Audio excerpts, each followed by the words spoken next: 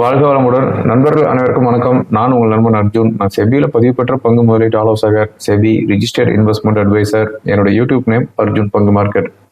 இப்போ இந்த வீடியோ நம்ம பார்க்க போகிறது என்ன அப்படின்னா, ஜூன் 4 அன்னைக்கு இந்த எலெக்ஷன், பார்லிமெண்ட் எலெக்ஷனுடைய ரிசல்ட் வருது. ரிசல்ட் வந்து எப்படி வந்துச்சு அப்படின்னா, மார்க்கெட் எப்படி ரியாக்ட் ஆகும் அப்படிங்கிறத பார்த்துடலாம்.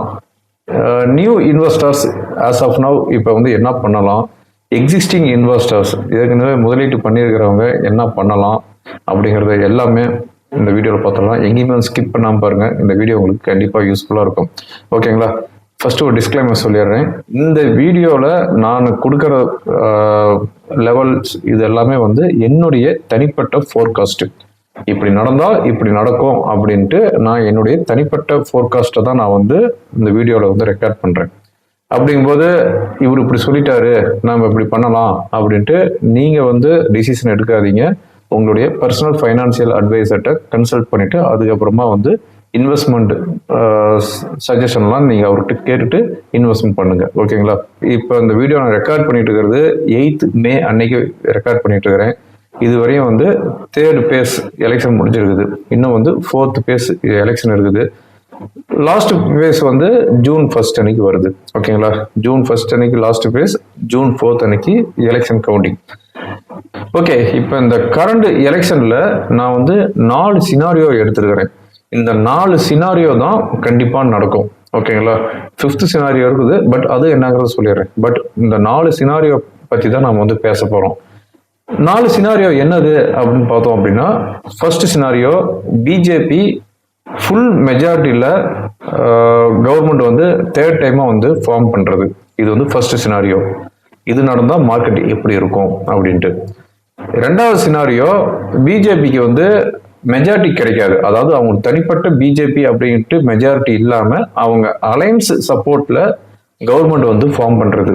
இப்படி நடந்தால் மார்க்கெட் எப்படி ரியாக்ட் இருக்கும் அப்படின்ட்டு செகண்ட் சினாரியோ. 3rd சினாரியோவில் நம்ம பார்க்க போகிறது காங்கிரஸ், அதாவது INDAA. ஓகேங்களா? இந்த காங்கிரஸ் ஃபுல் மெஜாரிட்டியில் வந்து கவர்மெண்ட் வந்து ஃபார்ம் பண்ணால் மார்க்கெட் எப்படி இருக்கும் அப்படிங்கிறது 3rd சினாரியோ. 4th சினாரியோவில் வந்து காங்கிரஸ் அவங்க அலையன்ஸோட சேர்ந்து கவர்மெண்ட் வந்து ஃபார்ம் பண்ணுறாங்க. அதாவது காங்கிரஸுக்கு வந்து ஃபுல் மெஜாரிட்டி கிடைக்காம அவங்க அலையன்ஸ் சப்போர்ட்டோட கவர்மெண்ட் வந்து ஃபார்ம் பண்ணால் மார்க்கெட் எப்படி இருக்கும் அப்படிங்கிற இந்த 4th சினாரியோ. 5th சினாரியோ என்ன அப்படின்னா, பிஜேபிக்கும் ஃபுல் மெஜாரிட்டி இல்லாமல், அதாவது அவங்களோட அலையன்ஸோட சேர்ந்து மெஜாரிட்டி இல்லாமல், காங்கிரஸுக்கும் அவங்க அலையன்ஸோட சேர்ந்து ஃபுல் மெஜாரிட்டி இல்லாமல், இந்த நடுத்தர கட்சிகள் இருக்குது பார்த்தீங்களா, அவங்க ஒவ்வொரு ஸ்டேட்டுக்கும் ஒவ்வொரு கட்சி இருக்குது. அப்போ அவங்களுடைய சப்போர்ட்னால காங்கிரஸோ இல்லைன்னா பிஜேபியோ வந்து கவர்மெண்ட் வந்து ஃபார்ம் பண்ணால் எப்படி இருக்கும் அப்படின்ட்டு.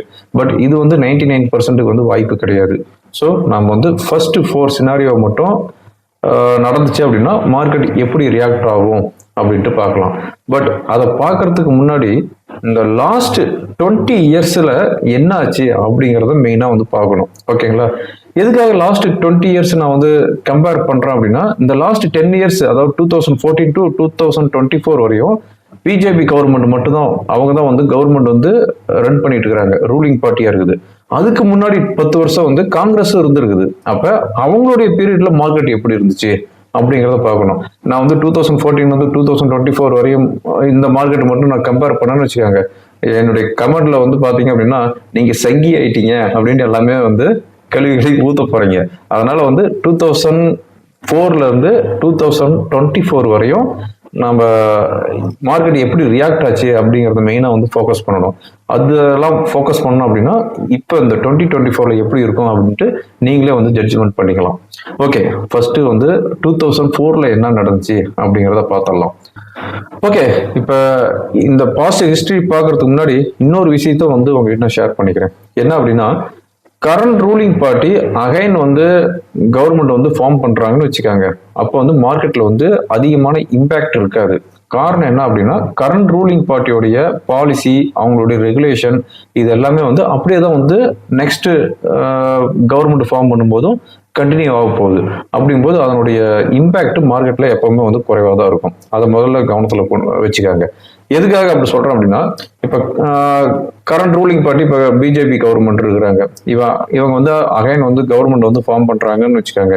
இவங்களுடைய பாலிசி எல்லாமே வந்து சேம், அது அப்படியே தான் வந்து கண்டினியூ ஆக போகுது. அதாவது கார்பரேட் பாலிசி, அதுக்கப்புறமா வந்து ரிசர்வ் பேங்க்ல வந்து சம் கைடன்ஸு, இந்த இது எல்லாமே வந்து அது அப்படியே தான் வந்து கண்டினியூ ஆக போகுது. அதே ஃபினான்ஸ் மினிஸ்டர் நிர்மலா சீதாராமன் தான் வர போறாங்க. அப்படிங்கும்போது அவங்க அதே பாலிசி தான் வந்து கண்டினியூ பண்ண போறாங்க. ஓகே, அதனால வந்து மார்க்கெட்ல வந்து அவ்வளவா வந்து இம்பாக்ட் இருக்காது. ஆனா கரண்ட் ரூலிங் பார்ட்டில வேற பார்ட்டி வந்து கவர்மெண்ட் வந்து ஃபார்ம் பண்றாங்க அப்படின்னா அவங்களுடைய பாலிசி வந்து டிஃப்ரெண்டா இருக்கும். அவங்க வந்து கார்பரேட்டுக்கு வந்து இந்த மாதிரி தான் வந்து பாலிசி வைக்கணும், ரிசர்வ் பேங்க்ல வந்து இந்த மாதிரியான ரெகுலேஷன் வந்து ஃபாலோ பண்ணணும் அப்படிங்கிற மாதிரி அவங்க வந்து அந்த பாலிசி எல்லாமே வந்து சேஞ்ச் பண்ணுவாங்க.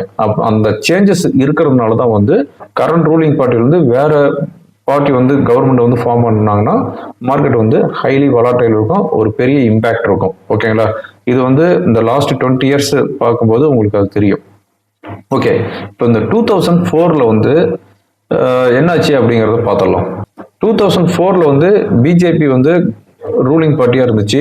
ஆஃப்டர் 8 இயர்ஸ் கழிச்சு காங்கிரஸ் வந்து அகைன் வந்து பவருக்கு வந்தாங்க. 2004 வந்து கவுண்டிங் டே வந்தது மே 13 அன்னைக்கு வந்துச்சு. அப்போ வந்து காங்கிரஸ் அலையன்ஸ் வந்து 335 சீட்ஸ் கிளியர் மெஜாரிட்டியில வந்து கவர்மெண்ட் வந்து ஃபார்ம் பண்ணாங்க 2004. ஓகேங்களா, அப்போ வந்து ஃபினான்ஸ் மினிஸ்டரா சிதம்பரம் இருந்தாரு. ஓகே, அப்போ வந்து நிஃப்டி வந்து 1800 தான் இருந்துச்சு நிஃப்டி. அதாவது பிஜேபி ரூலிங் பார்ட்டில இருந்து காங்கிரஸ் புதுசா உள்ள வந்து ரூலிங் பார்ட்டியா வந்ததுனால நிஃப்டி வந்து 17% டவுன் ஆச்சு. அதாவது மே 13, 2004 அன்னைக்கு நிஃப்டி வந்து 17% டவுன் ஆச்சு. 1800 இருந்து 1600 வந்துச்சு. அந்த 1600 இருந்து மார்க்கெட் வந்து ஸ்டேபிள் ஆயிட்டு நான் ஸ்டாப்பா ஏறிச்சு 2008 வரையும். ஓகேங்களா, இந்த 2008 வரையும் நான் எதுக்காக நான் சொல்றேன் அப்படின்னா 2008 ஜனவரி அன்னைக்கு தான் வந்து யூஎஸ் வந்து லெமான் பிரதர்ஸ் வந்து கொலாப்ஸ் ஆச்சு. அப்போ வந்து மார்க்கெட் வந்து பீக் அவுட் ஆகிட்டு அங்கேருந்து ஒரு செல்லிங் ப்ரெஷர் வந்துச்சு. அதாவது 2004 to 2008 வந்து நிஃப்டி வந்து 1300 இருந்து 6300 அந்த இண்டெக்ஸ் பாயிண்ட் வந்துச்சு. அதாவது 385% ரிட்டர்ன். யூனோ இந்த 2005 and 6, 7 இந்த டைம்ல மார்க்கெட்ல இருந்தவங்களுக்கு தெரிஞ்சிருக்கும் பங்குச்சந்தையின் பொற்காலம் எது அப்படின்னு கேட்டீங்க அப்படின்னா அந்த டைம்ல இருந்தவங்க அந்த பீரியடை வந்து அப்படியே எடுத்து சொல்லுவாங்க. அந்த பீரியட்ல எதை வாங்கினாலும் ஏறும், காங்கிரஸ் பீரியட்ல. ஓகேங்களா, ஸோ இந்த 2004 to 2008 385% நிஃப்டி ஏறி இருக்குது. 2009 அதாவது காங்கிரஸ் பீரியடோட அந்த பீரியட் முடியும் போது நெட்டா வந்து நிஃப்டி ஏறி இருந்தது 250% ரிட்டர்ன் கொடுத்துருக்குது ஃபர்ஸ்ட் 5 இயர்ஸ் காங்கிரஸ் கவர்மெண்ட்ல. ஓகே ஓகே, இப்போ 2009 என்னாச்சுங்கிறது பார்க்கலாம்.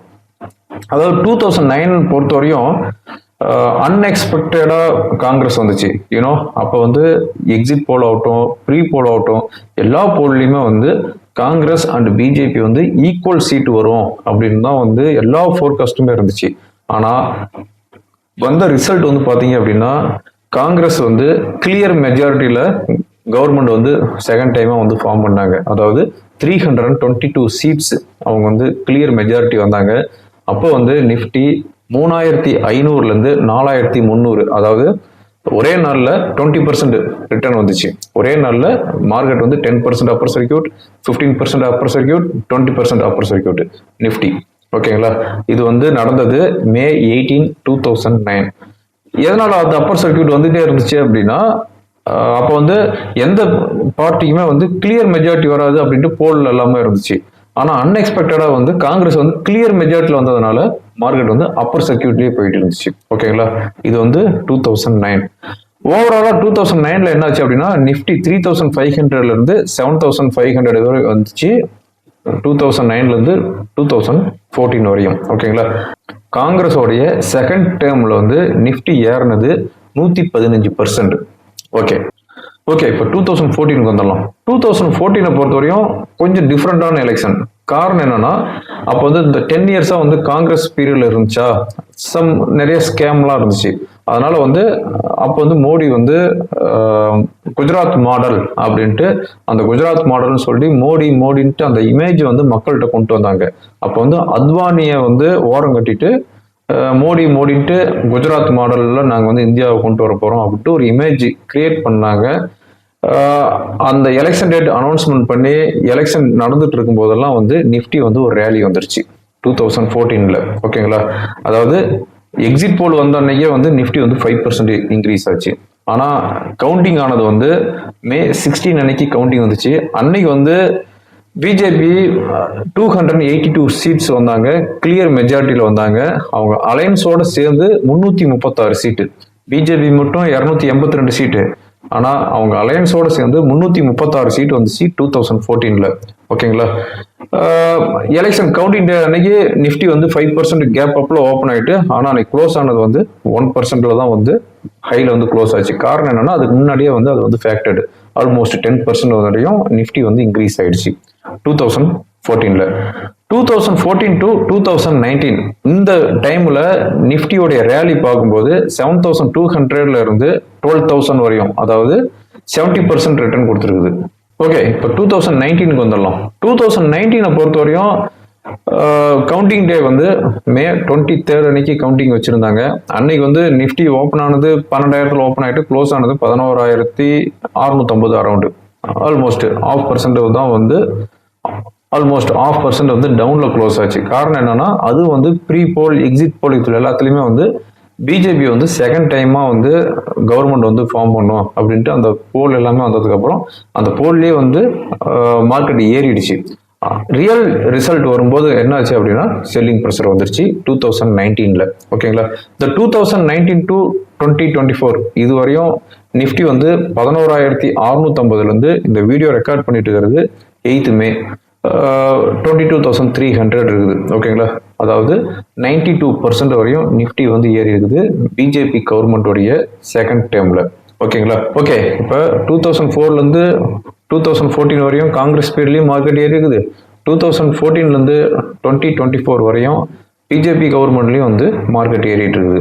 ஸோ இந்த ரெண்டு கவர்மெண்ட்லயுமே வந்து நிஃப்டி வந்து all time high every time வந்து டச் பண்ணிட்டு தான் இருக்குது. இது முதல்ல கிளியரா புரிஞ்சுக்காங்க. ஓகேங்களா, பிஜேபி இருக்கும்போது மட்டும் மார்க்கெட் ஏறும் அப்படிங்கிறதெல்லாம் கிடையாது. ஏன்னா இதை நான் எதுக்காக சொல்றேன் அப்படின்னா, 2014க்கு முன்னாடி ஆல் ஓவர் இந்தியாவில் டிமேட் அக்கௌண்ட் இருந்தது வந்து 2 கோடி, இப்போ வந்து ஆல்மோஸ்ட் 15 crore இருக்குது. இந்த 10 வருஷத்துல வந்து 12 கோடி 13 கோடி இன்வெஸ்டர்ஸ் வந்து உள்ள வந்திருக்கிறாங்க. ஸோ இவங்களுக்கு வந்து அந்த பாஸ்ட் ஹிஸ்டரி தெரியாது, 2014க்கு முன்னாடி என்ன ஆச்சு அப்படிங்கிறது தெரியாது. அதனால ஓகே, இந்த பிஜேபி கவர்மெண்ட்ல மார்க்கெட் ஏறி இருக்குது அப்படின்னு நினைச்சிட்டு இருப்பாங்க. ஸோ அதுக்காக தான் நான் வந்து இந்த கம்பேரிசனை சொல்லி இருக்கிறேன். ஓகே, இப்போ கரண்ட் சினாரியோக்கு வரலாம். ஓகே, இப்போ June 1 அன்னைக்கு வந்து லாஸ்ட் பேஸ் எலெக்ஷன் நடக்குது. அந்த லாஸ்ட் பேஸ் எலெக்ஷன் முடிஞ்சு evening 6 o'clock or 7 o'clock around வந்து எக்ஸிட் போல் அனௌன்ஸ்மெண்ட் பண்ண போறாங்க. இந்த எக்ஸிட் போலுடைய இம்பேக்ட் நமக்கு June 3 அதாவது மண்டே அன்னைக்கு மார்னிங்ல மார்க்கெட்ல இருக்கும். June 4 டியூஸ்டே அன்னைக்கு வந்து கவுண்டிங்கு. இந்த கவுண்டிங்ல வந்து எந்த மாதிரியான ரிசல்ட் வந்தால் எப்படி இருக்கும் அப்படிங்கிறத நான் சொல்லிடுறேன். ஃபர்ஸ்ட் சினாரியோக்கு வந்துடலாம். பிஜேபி கிளியர் மெஜாரிட்டியில வராங்க அப்படின்னா மார்க்கெட் எப்படி இருக்கும் அப்படின்னா, என்னுடைய ஃபோர்காஸ்ட் மார்க்கெட்டு ஒரு ஸ்மால் ரேலி தான் வரும். ஒரு பெரிய ரேலி வர்றதுக்கு உண்டான வாய்ப்பு இல்லை. ஒரு பிக் கேப் அப்போ இல்லை அப்படின்னா ஒரு ஸ்மால் ரேலி, அவ்வளோதான். அங்கேருந்து பீக் அவுட் ஆயிடுச்சு அப்படின்னா மறுபடியும் வந்து ஒரு செல்லிங் ப்ரெஷர் வரும். அட்லீஸ்ட் 5% ஆகுது நிஃப்டி இறங்குறதுக்கு உண்டான வாய்ப்பு இருக்குது. பிஜேபி ஃபுல் மெஜாரிட்டியில் கவர்மெண்ட் வந்து தேர்ட் டைமாக வந்து ஃபார்ம் பண்ணுறாங்க அப்படின்னா ஒரு ஸ்மால் ரேலி வந்துட்டு ஒரு செல்லிங் ப்ரெஷர் வரும். மினிமம் 5% நான் வந்து எக்ஸ்பெக்ட் பண்ணுறேன். ஓகே, இப்போ செகண்ட் சினாரியோ, பிஜேபி அவங்க அலைன்ஸோட சேர்ந்து தான் வந்து கவர்மெண்ட் வந்து ஃபார்ம் பண்ணுறாங்க. பிஜேபிக்கு தனியாக வந்து மெஜாரிட்டி கிடைக்கல, அவங்க அலைன்ஸ் சப்போர்ட் பண்ணனால தான் வந்து கவர்மெண்ட் ஃபார்ம் பண்ணுறாங்க அப்படின்னா மார்க்கெட்டில் சிவியரான செல்லிங் ப்ரெஷர் வரும். அந்த selling pressure I am expecting 5% to 10% நான் வந்து எக்ஸ்பெக்ட் பண்ணுறேன் ஃபால் வரும். ஓகே, இப்போ தேர்ட் சினாரியோ, காங்கிரஸ் ஃபுல் மெஜாரிட்டியில், அதாவது அலையன்ஸ் சப்போர்ட் இல்லாமல் காங்கிரஸ் வந்து ஃபுல் மெஜாரிட்டியில் வந்து கவர்மெண்ட் வந்து ஃபார்ம் பண்ணுறாங்க அப்படின்னா மார்க்கெட்டில் செல்லிங் ப்ரெஷர் வரும். மினிமம் 5% மார்க்கெட் வந்து இறங்கும். ஓகேங்களா, ஃபோர்த் சினாரியோ, காங்கிரஸ் அவங்க அலையன்ஸ் கூட சேர்ந்து தான் வந்து கவர்மெண்ட் வந்து ஃபார்ம் பண்ணுறாங்க அப்படின்னா மார்க்கெட்டில் சிவியரான ஒரு செல்லிங் ப்ரெஷர் வரும். மினிமம் 10% மார்க்கெட் வந்து இறங்கும். ஓகேங்களா? 5th சினாரியோ நம்ம வந்து பார்க்க தேவையில்ல. இந்த 4 சினாரியோ தான். இந்த 4 சினாரியோவும் நான் ஓவராலாக சொல்லிடுறேன். பிஜேபி வந்து கிளியர் மெஜாரிட்டியில் வந்தாங்கன்னா ஒரு ஸ்மால் ரேலி வரும், அங்கேருந்து ஒரு செல்லிங் ப்ரெஷர் வரும். பிஜேபி அவங்க அலைன்ஸோட சேர்ந்து தான் வந்து கவர்மெண்ட் வந்து ஃபார்ம் பண்ணுறாங்க, கிளியர் மெஜாரிட்டி இல்லை அப்படின்னா ஒரு சிவியரான செல்லிங் ப்ரெஷர் வரும். Minimum 5% to 10%. காங்கிரஸ் கிளியர் மெஜாரிட்டியில் கவர்மெண்ட் ஃபார்ம் பண்ணாலும் செல்லிங் ப்ரெஷர் வரும். காங்கிரஸ் அலையன்ஸோட சேர்ந்து கவர்மெண்ட் வந்து ஃபார்ம் பண்றாங்க அப்படின்னாலும் சிவியரான செல்லிங் ப்ரெஷர் வரும். ஸோ நான் சொல்ற இந்த 4 சினாரியோல ஒரே ஒரு சினாரியோ மட்டும்தான் வந்து நிஃப்டி வந்து ஸ்மால் ரேலி வரும், அங்கிருந்து இறங்கும் தான் சொல்றேன். ஸோ நியூ இன்வெஸ்டர்ஸ் என்ன பண்ணலாம் அப்படின்னா, கரண்ட் லெவல்ல நீங்க எவ்வளவு இன்வெஸ்ட்மெண்ட் பண்ணணும் அப்படின்னு நினைக்கிறீங்களோ அதுல 20%, மேக்சிமம் 20% கரண்ட் சினாரியோல இன்வெஸ்ட்மெண்ட் பண்ணுங்க. ஓகேங்களா? அதுக்கு அடுத்ததா இந்த எலெக்ஷன் ரிசல்ட்லாம் வந்து மார்க்கெட் ஏதாவது ஒரு ஃபால் வருது அப்படின்னா அந்த ஃபாலில் மறுபடியும் வந்து இன்வெஸ்ட்மெண்ட் பண்ண ஸ்டார்ட் பண்ணுங்க. ஓவராலாக வந்து மார்க்கெட் ஏறிட்டு தான் இருக்குது. எந்த பிஜேபி வந்து கவர்மெண்ட் வந்து ஃபார்ம் பண்ணாலும் சரி, காங்கிரஸ் வந்து கவர்மெண்ட் வந்து ஃபார்ம் பண்ணாலும் சரி, மார்க்கெட் ஏறும். ஒரு செல்லிங் ப்ரெஷர் வந்துட்டு அங்கேருந்து ஸ்டேபிள் ஆகிட்டு மறுபடியும் வந்து ஆல் டைம் ஹை வந்து ஹிட் பண்ணும். ஓகேங்களா? மார்க்கெட் வந்து இப்போ காங்கிரஸ் வந்துருச்சு, அடுத்த 5 வருஷத்துக்கு வந்து மார்க்கெட் இறங்கிட்டே இருக்கும் அப்படின்லாம் நினைக்க வேணாம். 2004லேருந்து 2014 வரையுமே வந்து மார்க்கெட் வந்து ஆல்மோஸ்ட் 400% வந்து ரிட்டர்ன் கொடுத்துருக்குது. அதனால வந்து எந்த பார்ட்டி வந்து கவர்மெண்ட் ஃபார்ம் பண்ணாலும் மார்க்கெட் ஏறும் ஓவராலா. ஓகேங்களா? லாங் டேர்முக்கு. ஷார்ட் டேர்மை பொறுத்த வரையும் எவ்ரி டிப் கேன் பை, அவ்வளோதான். ஸோ இந்த எலெக்ஷன் டைமு நீங்கள் வந்து இன்வெஸ்ட்மெண்ட் பண்ணுறதுக்கு ரெடியாக இருங்க, எந்த ஒரு ஃபால் வந்தாலும். அதுக்கு முன்னாடி இன்னொரு விஷயத்தையும் நான் ஷேர் பண்ணிடுறேன். ஒருவேளை நமக்கு ரிசல்ட் வர்றதுக்கு முன்னாடி நிஃப்டி வந்து 3% or 5% டவுன் ஆயிடுச்சு அப்படின்னா மறுபடியும் வந்து இந்த நான் சொன்ன லெவல்ஸில் வந்து கொஞ்சம் சேஞ்சஸ் இருக்கும். அப்போ வந்து சிவியரான செல்லிங் ப்ரெஷர் வராது, மைல்டான செல்லிங் ப்ரெஷர் வந்துட்டு அங்கேருந்து ஸ்டேபிள் ஆகிட்டு மார்க்கெட் ஏறும் அப்படிங்கிறதையும் நான் வந்து சொல்லிக்கிறேன். ஏன்னா மார்க்கெட்டை பொறுத்தவரையும் நம்ம வந்து எல்லா பக்கமும் நம்ம பார்க்கணும், நம்ம சிங்கிள் சைடு மட்டும் பார்க்கக்கூடாது. ஓகேங்களா? ஸோ என்னுடைய ஃபோர்காஸ்ட்டு இதுதான். இன்வெஸ்ட்மெண்ட் பண்ணுறதுக்கு ரெடியாக இருங்க எவ்ரி ஃபால் வரும்போது. ஓகேங்களா? ஓகே ஃப்ரெண்ட்ஸ், இந்த வீடியோ உங்களுக்கு ரொம்ப யூஸ்ஃபுல்லாக இருக்கும்னு நினைக்கிறேன். யூஸ்ஃபுல்லாக இருந்துச்சு அப்படின்னா உங்கள் ஃப்ரெண்டுங்களுக்கு ஃபார்வர்ட் பண்ணுங்கள். தேங்க்யூ ஃபார் வாட்சிங். வாழ்க வளமுடன்.